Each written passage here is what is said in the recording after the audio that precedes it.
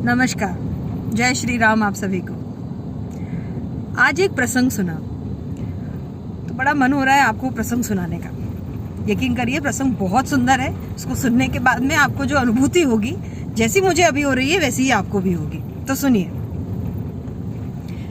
जब भगवान राम माता सीता के स्वयंवर में गए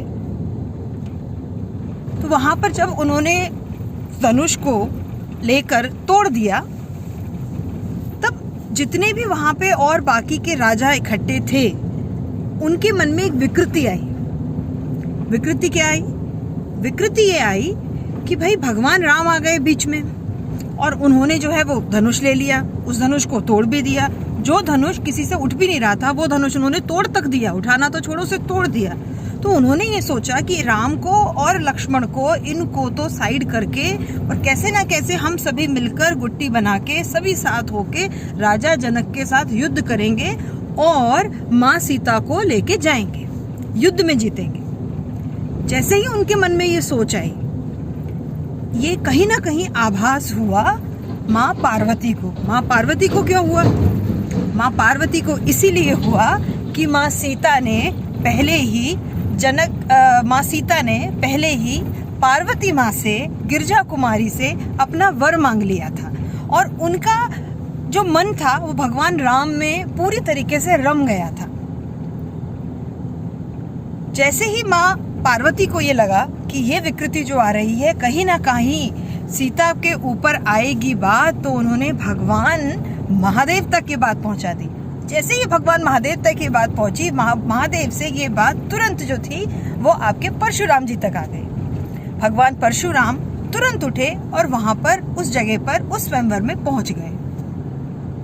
वहां जैसे ही वो पहुंचे, वो इतने क्रोधित थे कि वहां सभी उपस्थित जितने भी राजा थे, राम, सब लोग, जनक, सबके मन में एक हल्का सा भय आ गया कि प्रभु इतने क्रोधित, और उनकी ताकत से हम सभी बहुत अच्छे से जानते हैं कि उनकी ताकत क्या थी।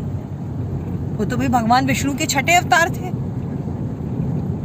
जैसे ही उन्हें गुस्सा आई, उनका गुस्सा देख के वो जो विकृत मानसिकता वाले और सभी राजा थे वो साइड लाइन हो गए कि भाई यहाँ मामला गड़बड़ हो जाएगा, अपन साइड हो जाते हैं अभी। और ये जो सारी जो उनकी व्यूह रचना बन रही थी, सब कुछ हो रहा था, वो हो गई इधर उधर छिन्न भिन्न। इससे हमें क्या शिक्षा मिलती है इस पूरे प्रसंग से? क्योंकि माँ सीता ने इतने मन से, इतनी ताकत से, इतनी श्रद्धा से, इतने विश्वास से भगवान राम को मांगा था माँ पार्वती से कि उनकी उस श्रद्धा, उस विश्वास के आगे कोई भी विकृत मानसिकता सामने आ जाती, लेकिन वो विकृति अपने विकृत कारण तक नहीं पहुंच पाती। अब समझने वाली बात यह है, जो अनुभूति मुझे हो रही है, जिसको मैं आपको कराना चाहती हूँ, वो ये है कि आप किसी भी चीज को,